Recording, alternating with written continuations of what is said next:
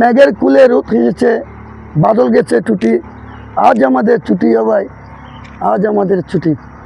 আজকে শুক্রবার, আজকে ছুটির দিন। তো আজকের দিনটা কিন্তু আনন্দ করার দিন, সেজন্য আমি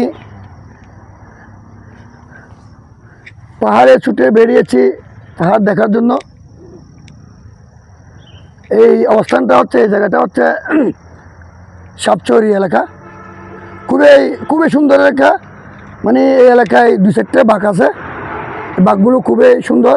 আর এইদিকে আমার এই পাশের বাঘটা হচ্ছে খুবই দুর্ঘটনাপ্রবণ বাঘ। এখানে যে কোনো সময় বাঘ দুর্ঘটনা হয়। এদিকে চলা, এটা হচ্ছে একটা সম্মিলিত বাগান। এখানে ফলজ, বনজ এবং ঔষধি গাছ মানে রোপণ করছে। এটা হচ্ছে ওষুধি, অর্থাৎ বাসক গাছ, মানে বাসক পাতা, বাসক গাছ। এই গাছের এই পাতার এই কাণ্ডের রস দিয়ে সর্দি সারানো যায়।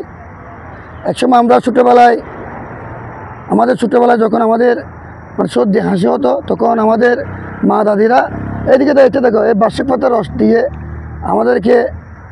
আমাদের মানে সর্দি সারাইছিল। এখন বিলুপ্ত প্রায় এই আধুনিক যুগে। আর এটা হচ্ছে সাজানা বাগান, সাজানা গাছ। এখানে এটা খুবই অর্থকারী একটা গাছ। এখানে এই পাতাও বিক্রি হয় এবং খাওয়ানো হয়। এই গাছের যে শিমটা হয়, ওই শিমটা খাওয়ানো হয়, অনেক দাম, কেজি প্রায় 100-200 টাকা করে বিক্রি করে। আর এই যে আম গাছ, এটা ফলজ আর এটা বনজ। আর যে এটা শুধু এইটা কিন্তু কফি গাছ। আমি আরও একদিন আরেকটা ভিডিও করছিলাম, এটা কিন্তু কফি গাছ, দেখতে পারেন। আর এইটা কলা বাগানতে আছে, লিখছে আমাদের পাহাড়ি এলাকায় কলা বাগান অবশ্যই থাকবে। তো এইদিকে আসুন,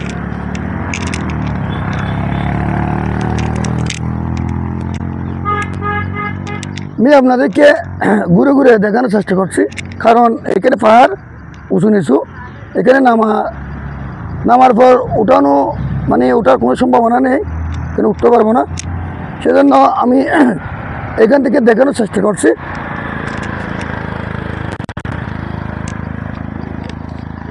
এটা হচ্ছে কমলা গাছ। আমাদের এখানে কমলার চাষ খুবই মানে সম্ভাবনাময়। আমার এই পার্বত্য চট্টগ্রামে মানে সম্ভাবনাময় মাটি।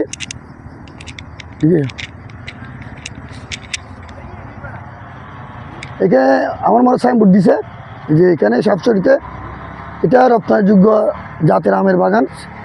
এটা একটা প্রদর্শনী বাগান যাওয়া সম্ভব। আর এই মানে এই মাটি আমাদের বনজ, ফলজ এবং ওষুধি বাগানের জন্য এই মাটি খুবই সম্ভাবনাময়, এই মাটি খুবই উপযোগী। কারণ যে ওইখানে সুপারি গাছ আছে দেখছি, আবার লেচু বাগানও আছে, আবার কচুমুখী আছে। মানে এক কথায় এখানে সব কিছু আছে, যা আপনি না দেখলে বিশ্বাস করবে না। হয়তো অনেকে এই রাস্তা দিয়ে যাওয়ার সময় এদিকে ফলো করে না, কিন্তু আপনার দেখেন, যাওয়ার সময় আসেন, দেখেন, এখান থেকে দেখে আপনি আপনার এলাকায় গাছ লাগাতে পারবেন। এই যে এটা ওষুধ গাছ, এই যে বাসক পাতা। আপনি এখন বর্ষাকাল, এই বর্ষাকালে আপনি একটা মানে বাড়ির আঙ্গিনায় একটা ফলজ, একটা বনজ এবং একটা এরকম ঔষধি গাছ লাগাবেন। দেখবেন এই যে আপনার ওষুধ বাজার থেকে ক্রয় করতে হবে না, ওষুধ আপনার ঘরের পাশে থাকবে। তো এই যে এটাই কমলা বাগানে কমলার ফল আসছে, দেখা যাচ্ছে। যাই হোক, যিনি এই বাগানটা সৃজনশীল করছে, যিনি এই বাগানটা করছে, তাকে অসংখ্য ধন্যবাদ। আপনিও ওনার মতো উদ্যোক্তা হন। কারণ আপনি উদ্যোক্তা হলে দেশে আমদানি ব্যয় কমে আসবে এবং রপ্তানি আয় বেড়ে আসবে। আজ যাই হোক, আজ এই পর্যন্ত। আগামীতে আরেক জায়গায় আরেক সময় আরেকটা ভিডিও নিয়ে আসবো। আসসালামু আলাইকুম।